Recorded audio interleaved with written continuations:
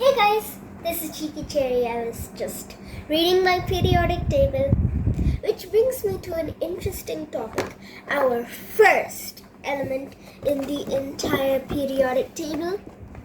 Obviously, there can only be one first element. So, yes, I started this periodic table when I was 5, yet I forgot everything.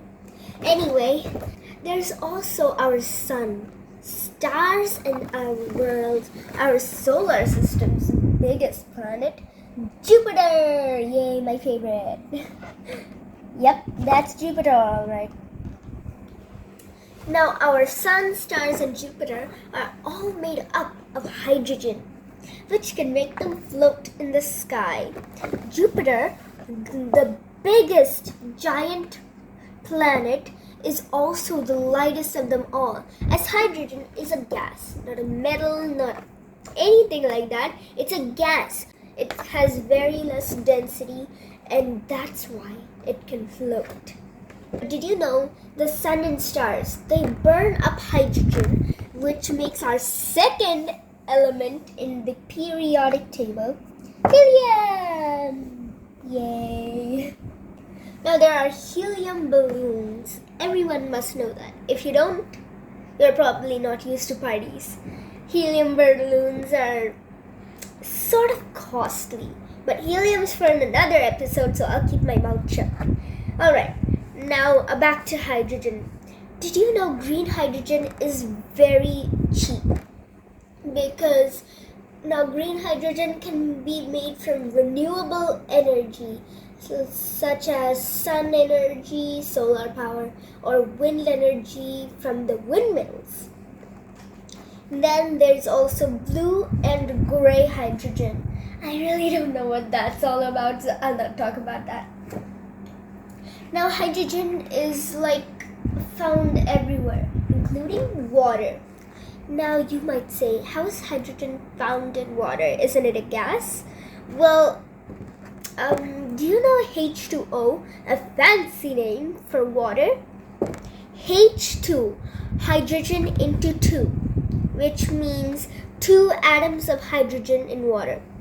And O is oxygen. So hydrogen into 2, which is 2 hydrogen atoms, and 1 atom of oxygen will make water, which any water we find, like in lakes, rivers, our drinking water, our bathing water, and my fish tank water, which is sort of muddy now.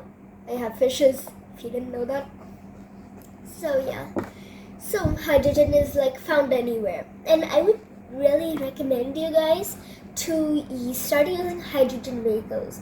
They don't pollute the environment as much as actually fuel, diesel, and all those petroleums and all. They really pollute the environment with air pollution. But hydrogen doesn't do any of that. It's a clean and purified gas. If you want a pure hydrogen, you can do this experiment called electrolysis, or I don't know what it's called. Yeah, I don't know what it's called. So you can just put baking soda in a cup of water and take 2 wires, connect them together, and you can see hydrogen and oxygen. You must see twice the size of hydrogen will come. Hydrogen will come twice as the size as oxygen. That will mean your experiment is correct.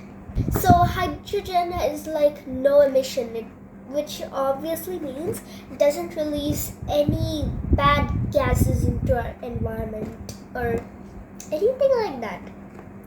So I'm still learning about more hydrogen as the day goes on, but now I have a horse riding class. So yep, in the next episode I'll come back with a little more information about hydrogen and a lot more information about helium, and then so on until the end of the periodic table. Well, that's it for today, guys. Stay tuned to Cheeky Cherry. Stay home, stay safe. Bye!